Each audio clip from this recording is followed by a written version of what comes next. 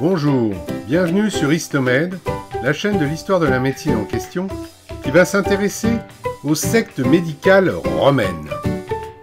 Nous avons évoqué dans une vidéo précédente les deux principales sectes médicales apparues à Alexandrie au IIIe siècle avant Jésus-Christ, période d'apogée de ce haut lieu de la médecine antique autour des deux grandes figures que furent Hérophile et Érasistrate. Ces sectes vont se propager et se ramifier à Alexandrie d'abord, dans le monde grec ensuite et notamment en Asie mineure, avant de donner naissance à d'autres courants dans le monde romain. Il ne faut pas considérer cette notion de secte avec la connotation négative actuelle, que l'on retrouve notamment dans le terme sectaire. Les membres des sectes dont nous parlons suivaient un maître et des principes, et acceptaient un enseignement. C'étaient donc des écoles. Parmi ces écoles nées à Alexandrie, nous avons vu la secte logique, du grec logos qui signifie raisonnement, appelée plus tard dogmatisme par ses détracteurs empiriques. Là aussi, le terme dogmatique ne doit pas être pris dans son sens péjoratif de péremptoire, mais plutôt dans le sens initial relatif au dogme, c'est-à-dire suivant une tradition scolaire autour d'un maître. C'est la plus ancienne secte médicale, puisqu'elle reposait sur les principes qui étaient à la base même de la naissance de l'art de guérir. Ses membres se voulaient en effet les continuateurs d'Hippocrate, restant attachés à la rationalis medicinae, selon l'expression de Cels. La compréhension des maladies reposait chez eux, en plus de l'observation, sur le raisonnement et l'expérimentation, et notamment grâce aux nouveaux savoirs anatomiques. Face à l'apparition du mouvement sceptique, que fut l'école empirique, le dogmatisme fut contraint de se définir plus fermement et de se transformer. Étaient alors considérés comme dogmatiques tous les médecins qui accordaient un rôle à la spéculation dans la découverte médicale. De leur point de vue, il n'y avait pas véritablement de secte dogmatique, mais plutôt un état d'esprit que partageaient plusieurs médecins autour d'un maître. Ils ne se nommaient d'ailleurs pas par référence à une méthode, mais par référence à ce maître. Ainsi, certains se réclamaient d'Hippocrate, d'autres de Praxagoras de Cos, d'Hérophile ou d'Érasistrate.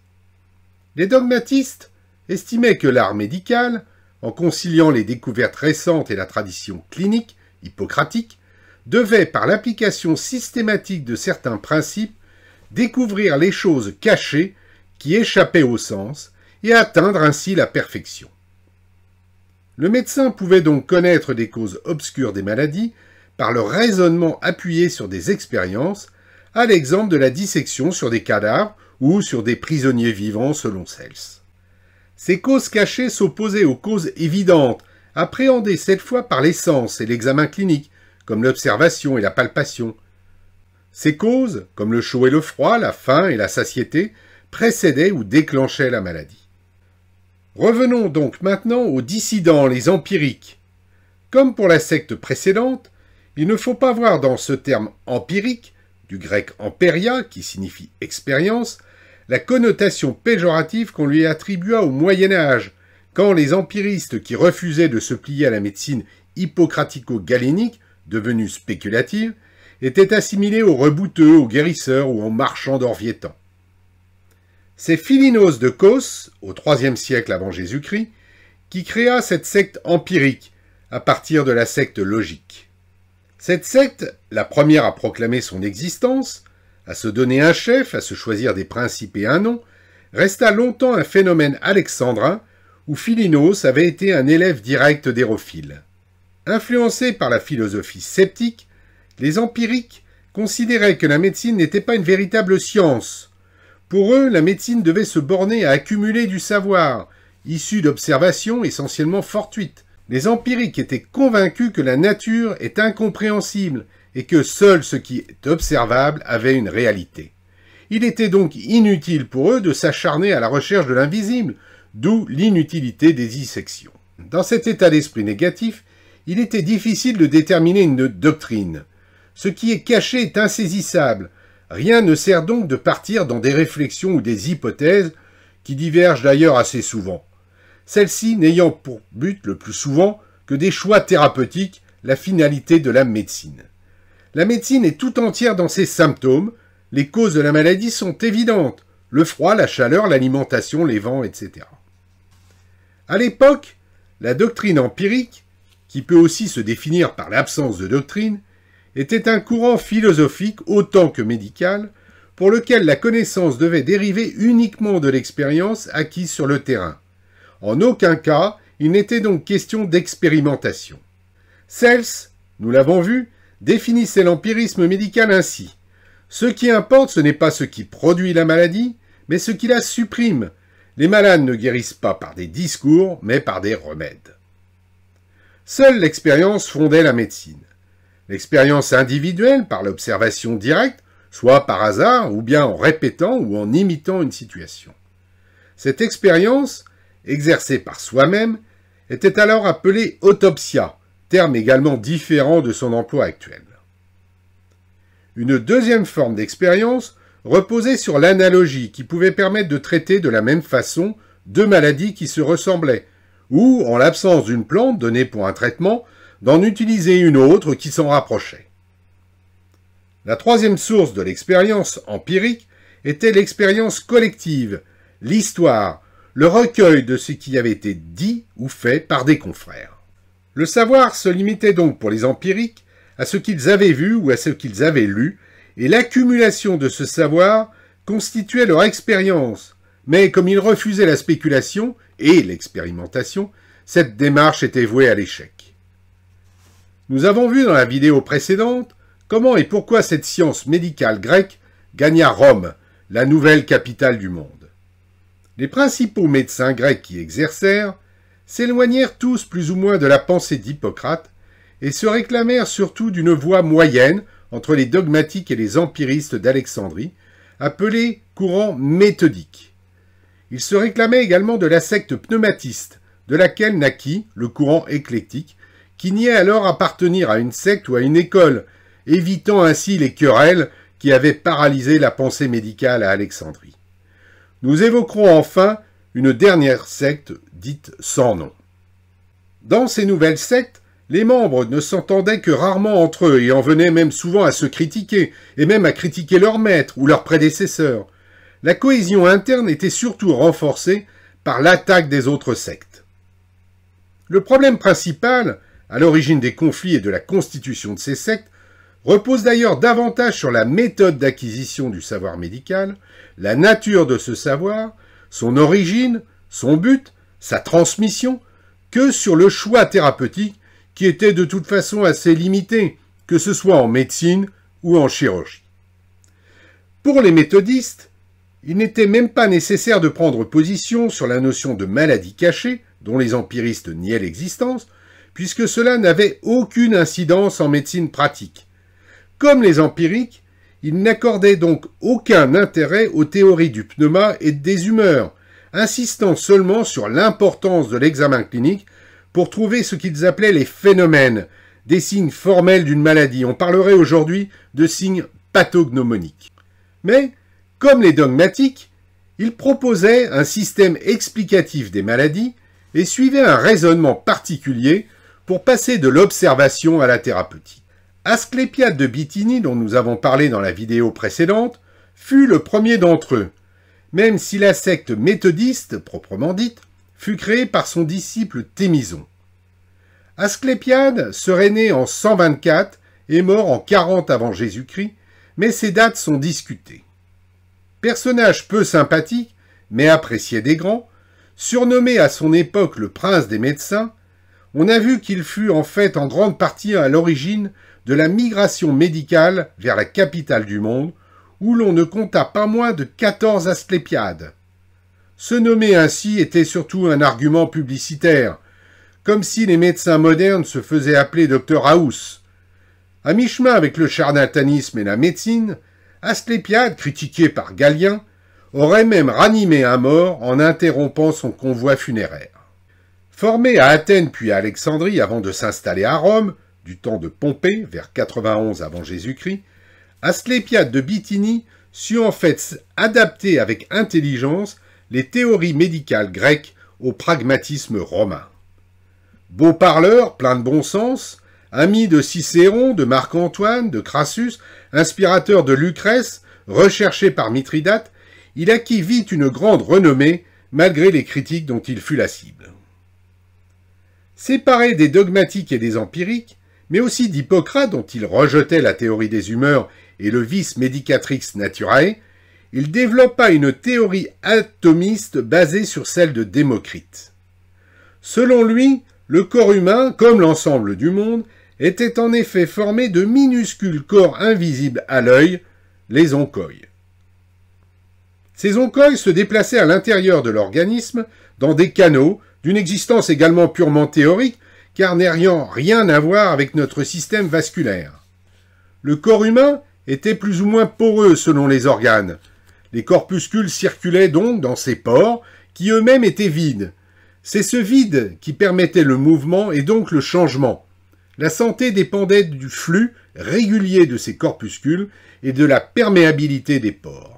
Pour Asclépiade, les maladies avaient pour effet de dilater et de resserrer les pores et de troubler ainsi les évacuations, sécrétions, excrétions. Deux sortes de maladies découlaient de cette théorie. La pléthore, qui pouvait se traduire par de la fièvre, une congestion, une hydropisie ou une pleurésie, survenait par excès d'oncoïs qui encombrait les pores et ne pouvait sortir. L'asthénie survenait quand ces mêmes corpuscules circulaient trop librement et s'échappaient. La thérapeutique devait donc veiller au rétablissement de la condition moyenne. Asclépiade préconisait pour cela une thérapeutique à la mode épicurienne, conseillant le régime alimentaire et proposant des médicaments qui plaisaient aux malades.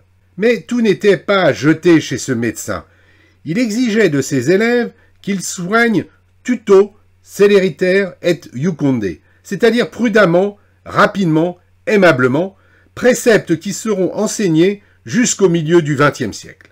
Considéré aussi comme un des premiers solidistes, précurseur de la méthode anatomoclinique, il fit aussi des remarques cliniques assez justes sur la fièvre palustre, sur la distinction entre les pleurésies et la pneumonie, et sur l'origine cérébrale de l'épilepsie.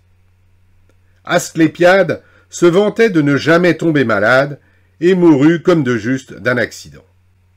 Malgré l'hostilité qu'il proclamait contre toute spéculation, les méthodiques furent les héritiers d'Asclépiade.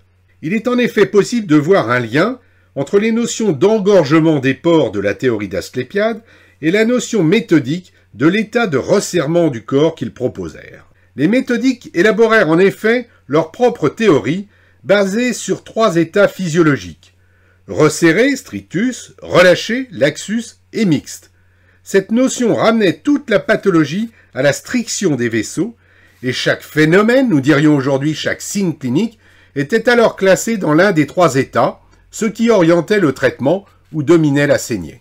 Les méthodiques plaisaient au grand public par l'apparente simplicité de cette doctrine, mais ils furent très critiqués dans la littérature médicale, source de méfiance et même d'hostilité, notamment par Galien. Il est possible que cela vienne de la doctrine même du méthodisme, qui proclamait qu'elle n'était pas une science constituée, mais une recherche, un savoir en formation. Elle s'opposait donc au dogmatisme, qui se voulait une science bien établie, et à l'empirisme, qui affirmait ne pas être une science, mais seulement une accumulation de connaissances. L'enseignement des méthodiques se caractérisait par 3 notions fondamentales: le phénomène, la communauté et l'indication. Le phénomène est ce qui est apparent, fourni par n'importe quel sens: une fièvre, un bouton, un gonflement d'une articulation, une mauvaise odeur. Le médecin méthodique pouvait élargir le champ des phénomènes en utilisant des instruments, comme le spéculum en gynécologie. La communauté est une notion qui nous est plus difficile, puisqu'elle l'était déjà pour les méthodiques. C'était en partie sur ce point d'ailleurs qu'ils se disputaient. Thessalos et Soranos ont essayé de la définir en différenciant 2 communautés principales, l'état relâché et l'état resserré. Ceci mène à l'indication. L'habitude de l'observation des phénomènes rendait possible leur classement dans telle ou telle communauté. Ce classement était indicatif du traitement à choisir. Le traitement visait à supprimer l'état pathologique, et le médecin resserrait le corps relâché ou relâchait le corps resserré. Les méthodiques avaient donc une conception globalisante de la maladie. Dans toute maladie localisée, c'est le corps tout entier qui était malade selon eux. Si l'adoption de ces quelques principes simples ont pu faire croire à l'unité de la méthode, en particulier la doctrine des communautés, il n'y eut jamais vraiment de corps unitaire, de règles strictes. Finalement, encore plus que les autres sectes, il y avait autant de méthodisme qu'il y avait de grands médecins méthodiques. Le véritable chef des méthodiques fut Thémison de Laodicée, disciple d'Asclépiade de Bithynie. C'est lui qui dénomma et formula scientifiquement la théorie du strictum, du laxum et de l'état mixte, mais à la fin de sa vie seulement. Il reprit aussi à son compte le concept de crise d'Hippocrate en décomposant la maladie en 3 phases, incubation, effet et décroissance. Thémison eut comme disciple Antonius Musa, que l'on voit sur cette mosaïque connue sous le nom de Schola Medicorum, Musa qui devint un des médecins d'Auguste, le premier empereur romain. Thémison compta aussi Soranos et Caesius Aurelianus parmi ses élèves. Mais il ne semble pas que Thessalos de Tralles, un autre méthodique, qui vécut au 1er siècle, fut l'un de ses élèves. Ce dernier n'hésita pas à compléter la théorie du strictum et du laxum de Thémison et à compliquer la notion de communauté médicale avec la création de plusieurs genres et sous-genres.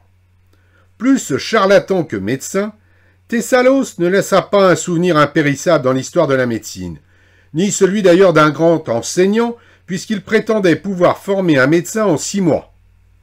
Il exerça également sous Néron et Trajan, et il avait de nombreux disciples que Galien nommait les ânes de Thessalos. Son manque de modestie se retrouve d'ailleurs dans son épitaphe, le vainqueur des médecins. Mais le méthodiste le plus connu fut Soranos d'Éphèse, qui vécut au IIe siècle sous Trajan et Hadrien. Également formé à Alexandrie, il arriva à Rome vers l'an 100. Premier historien de la médecine avec un recueil de biographies médicales, Soranos fut considéré comme le prince des méthodistes par Caelius Aurelianus, mais, contrairement à Thémison, il ne s'enferma jamais dans sa méthode.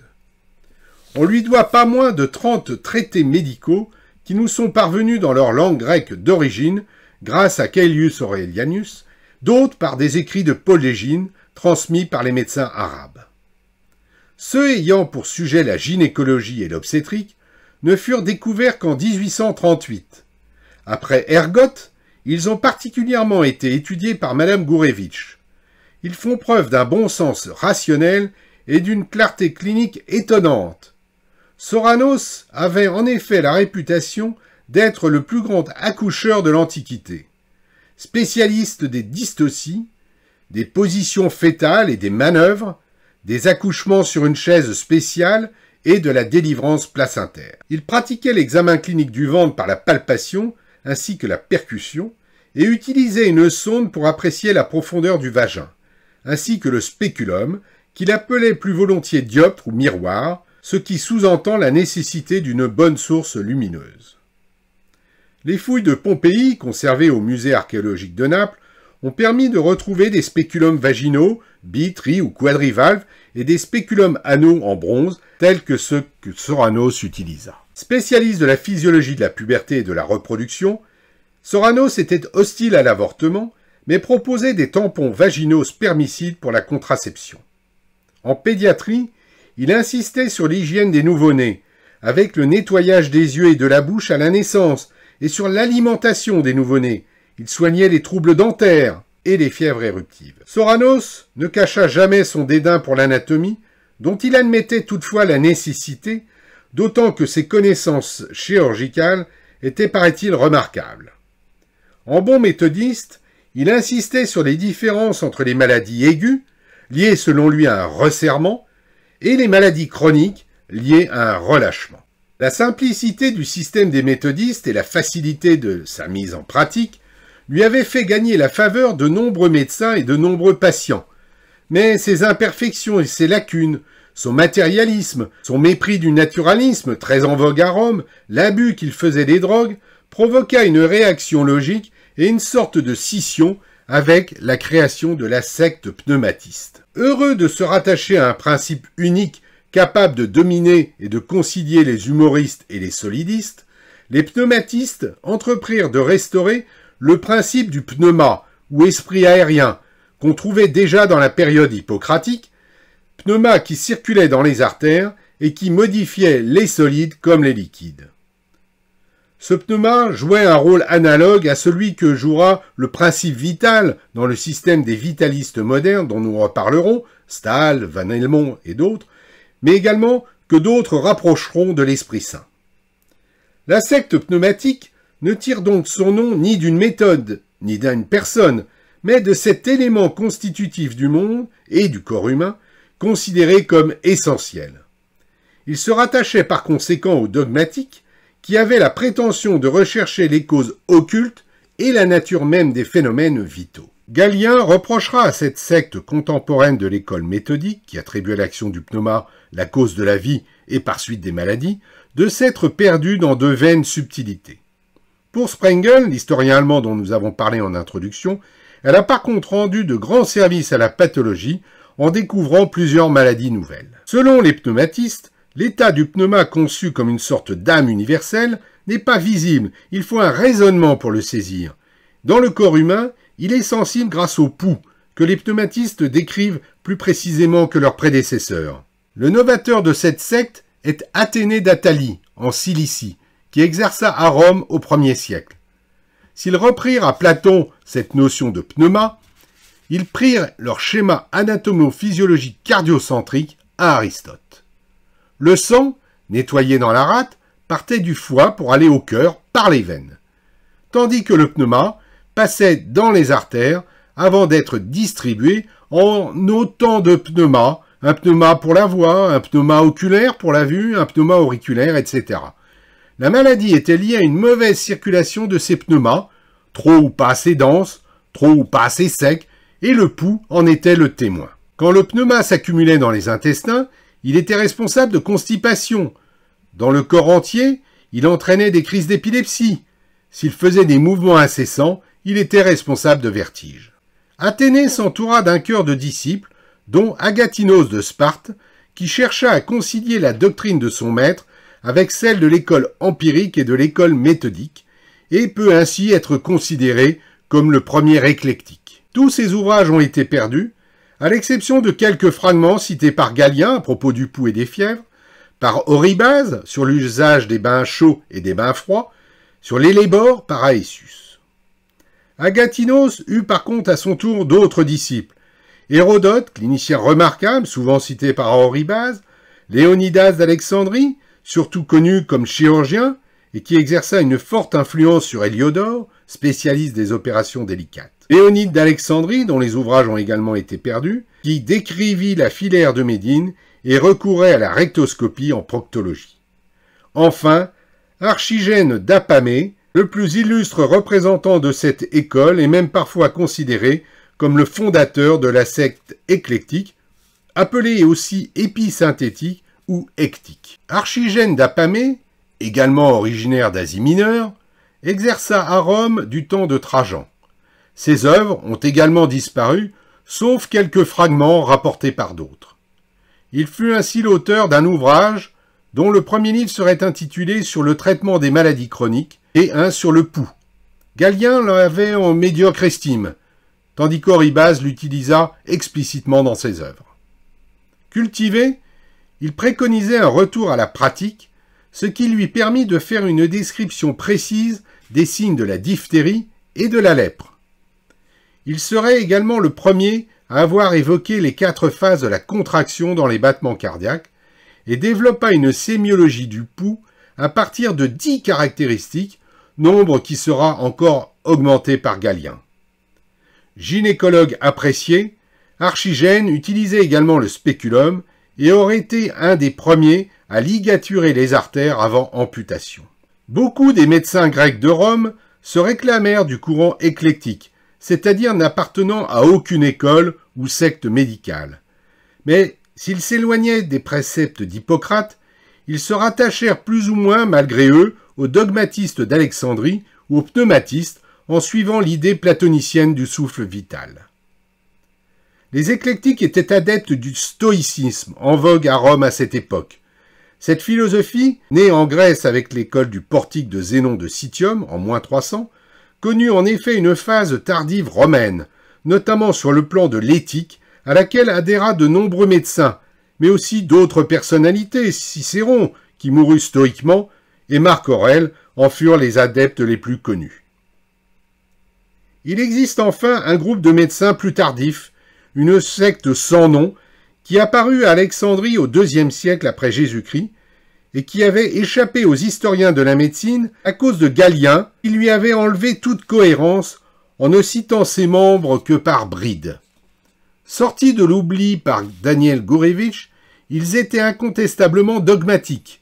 Leur spécialité était l'anatomophysiologie, l'exégèse hippocratique, la clinique, la pharmacologie et surtout une activité pédagogique bien organisée. Cette secte marqua en effet un véritable renouveau de la recherche et de l'enseignement en médecine qui, parti d'Alexandrie avec Marinus, gagna Pergame où un certain Galien suivit les cours de Satyrus, un des membres de cette secte sans nom, Corinthe puis Rome avec Quintus, qualifié à l'époque de meilleur médecin de son temps. Chacun des grands médecins de cette époque appartenait donc à l'une ou l'autre de ces sectes. Nous en avons croisé quelques-uns. Asclépiade de Bithynie, Thémison de Laodicée, Soranos d'Éphèse pour la secte méthodique, Athénée d'Athalie pour les pneumatistes, Archigène d'Apamée pour les éclectiques, et quelques médecins moins connus dans la secte sans nom. Un certain nombre d'autres médecins, et non des moindres, sont considérés comme hors secte, même s'il est classique de les relier soit aux éclectiques, soit aux pneumatistes. Qui furent ces médecins hors secte? Vous le saurez en regardant la prochaine vidéo d'Histomed, la chaîne de l'histoire de la médecine en question.